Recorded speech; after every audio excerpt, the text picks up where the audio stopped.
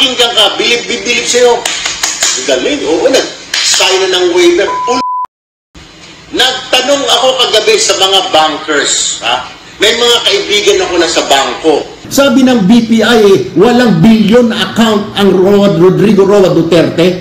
Alam niyo ho, hindi ho lahat na nakikinig sa inyo is hindi po lahat ng audience niyo is ano po, marahil meron pong ilang na naniniwala pa sa inyo. Sus Mariosep, bakit hindi mo tingnan ang sarili mo, Senator Trillanes? Ha?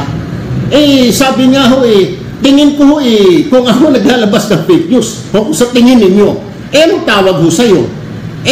Ang tawag, dapat ho ang tawag sa'yo, ikaw yung ama ng fake news. Ha? The father of all fake news. Bakit kanyo? Sir, rewind tayo nung halalan, alright? Sinabi mo ang Mr. Rodrigo Roa Duterte ay may billion account sa BPI. Alright? Ano sabi ng BPI? Wala. Mismo ang BPI na nagsabi, walang billion account si Rodrigo Roa Duterte. Alright, ito pa ang sabi mo, isa yan. Sabi mo, pag hindi ko napatunayan yan, mga kababayan, magre-resign ako bilang senador. Sir, bakit nariyan ka pa sa Senado?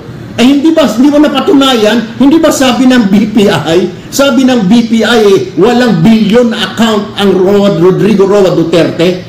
Di ba? Sabi mo magre-resign ka? O hindi mo napatunayan dahil inamin na mismo ng BPI. Bakit nariyan ka pa? Senator Antonio Trillanes? Anong ibig sabihin niya, sir? Nagpa-press release ka, nagpa-press con ka primero, may BPI account si Duterte na bilyones, hindi mo napatunayan dahil sabi ng BPI wala. Nagsabi ka rin sa harap ng media, magre-resign ako kapag hindi ko napatunayan na may bilyon si Duterte. Bakit nariyan ka pa? So fake din ho yun, sir. Ha? Naisahan mo kami, nalinlang mo kami. Ikatlo, sir, ha? Anong ginawa mo? Nagdala ka ng mga testigo sa Senado, si Matubato, si Las Cañas. Ito, magpapatunay itong dalawa na ito na mga Pangulo ng Republika natin. Yayariin ko na siya ngayon, ididiin ko na siya, murder, etc., etc. Ano po nangyari sa testigo niyo, sir? Yung isa nagtatago na ngayon, yung isa may kaso. Alam niyo nangyari, bayan, alam niyo naman siguro, nanood naman kayo. Hindi naman po ibinasura. The Senate concluded na hindi mapagkatitiwala ang mga source, itong sina Matubato at Las Cañas. Yan po yung findings ng komite sa Senado. Komite ni Senator Gordon, komite ni Ping Lacson, pareho nagsabi, wala, hindi dapat pagkatiwalaan ang Matubato at Las Cañas sa testigo. So ano na naman yan, sir? Pangatlo na ho yan. Peke din. Peke yung mga testigo mo, Las Cañas at Matubato, sir. Okay, pangatlo na ho yan. Pang-apat, meron pa. Hihirit ka pa ngayon, sir. Sasabihin mo ninyo, eto na, ididiin ko na itong pamilya Duterte, itong Vice Mayor Paulo Duterte at saka itong kanyang manugang o bayaw ni Paulo na si Attorney Mans Carpio ay involved dito sa na 6-point-something billion. Sila ang nasa likod niyan. Anong nangyari, sir? Nagpa-press con ka. Anong sabi? Yung source mo, yung pinanggalingan ng balita mo, mismo na ang nagsabi, narinig niya lang. Sino yung source mo? Si Mark Taguba. Hindi ba sinabi ni Mark Taguba? Narinig ko hearsay po na... At saka walang sinabi ang Mark Taguba, sir, na nasa likod ng smuggling si Paulo Duterte at Mans Carpio. Ang sabi ni Mark Taguba, narinig ko na humihingi sila ng tara, binibigyan sila ng tara, o nangongolekta sila ng tara. Pero hindi sinabi ng Mark Taguba, never did he say na itong si Paulo at saka itong si Mans ay nasa likod. Ang sinabi niya lamang tara. Ngayon, nung kinumpronta na, napahiya ka, dinapahiya ka na naman. Sinabi, hearsay po. Ikaw, sir, yung source ng mga fake news, huwag mo akong babaligtarin at sasabihin mo, I am the source of fake news. Dahil ikaw, kung source ako ng fake news, ikaw ang ama, pambansang ama ng fake news ng Pilipinas. Ikaw ang founder ng fake news. Ikaw ang father of all fake news. Ikaw ang nag-imbento ng fake news. Puro kang ngak-ngak, para kang mabuti lang sa bunga mo, para kang ewan ko. Ayoko na magsalita pero hindi kita maintindihan. Para kang parot. Daldal ka ng daldal. Tapos isa pa, pinaiikot-ikot mo yung mga kababayan natin. Kawawa naman, alam mo. Ako naman, kung papakinggan ka, bilib-bilib sa'yo. Galing, oo, nag-sign na ng waiver. Nagtanong ako kagabi sa mga bankers, May mga kaibigan ako na sa bangko. May mga kaibigan ako na mga corporate lawyer. Nag-usap-usap kami over dinner kagabi. And you know what I found out? Yung putragis na waiver mo, hindi uubra, sir. Yung waiver mo, pang press release.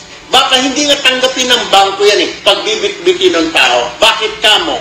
Yung waiver mo, sir, kulang, Number one, para i-honor ng bangko yung waiver mo, dapat, sir, ipa-consularize mo. Ibig sabihin, kung yung waiver na yan ay para sa bangko mo sa New Zealand, dalhin mo sa New Zealand yan, ipa-notarize mo doon. In this case, consularize. Ang konsula magtatatak na ito ay totoo, waiver ni Senador Antonio Trillanes para tanggapin ng bangko sa New Zealand. Or ganun din, kung mayroon ka sa Singapore, yung embassy na nila sa Singapore dito, dadalhin mo doon, ipa-consularize mo. Consularize ang tawag.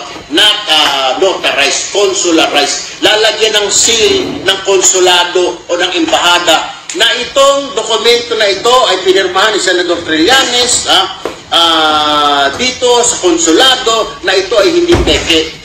Kung walang ganun, sir, hindi tatanggapin ng bangko yon. Pinapaikot-ikot mo yung taong bayan. Siyempre, ang taong bayan may alam. Fake news. Okay. Tapos ito, bangko na mismo, nagbigay na si then Mayor Duterte ng special power of attorney kay Attorney Salpanelo para kunin ang certification ng bangko. At nagbigay nga. Kaya, lumang issue na yan 2016. Pinasabog na yan ni Trillanes. Walang nangyari. Nanalo pa nga siyang presidente. Hindi pinaniwalaan ng taong bayan yung mga paninira ni Trillanes. O ngayon, recycle, ibabalik na naman, ibinalik na naman. So, credibility-wise, sino ang mas paniwalaan ng taong bayan? Baka akala ni ex-Senator Trillanes na katulad ng dati. Nung una, sikat na sikat yan Nung una, kaming mga sundalo, akala namin pinaglalaban niyang welfare ng mga sundalo. Kaya maraming bumoto sa kanya noon, kaya nanalong senador. But later on, nakita namin wala siyang naitulong. Puro salita lang. At ngayon, tingnan nyo, hindi na siya nananalo sa mga Akala niya, sikat na siya. Kumandidatong Vice President. Gustong-gusto pa niyang makatandem si then Mayor Duterte. Talagang gumapang siya. Gumapang, nagmakaawa para siya ang gawing Vice Presidential candidate ni Mayor Rodrigo Duterte. Ibig sabihin, believe siya kay Duterte nung una. Hindi siya pinagbigyan. Iba ang pinili ni Mayor Digong. Mula noon, ito na. Naging attack dog na ni... Yan po. Kung hindi siya believe kay Mayor Duterte, bakit siya nag-volunteer na makipag-partner sa isang taong masama?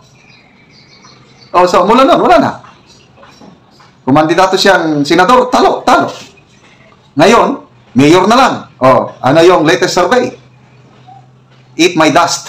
Ang latest survey is yung malapitan na kandidato sa Caloocan is 81%. Si Trillanes is only 15%. So, dito na makikita na itong si Trillanes, after yung election next year, na ilalampas siya ni malapitan na wala na talagang asim si Trillanes.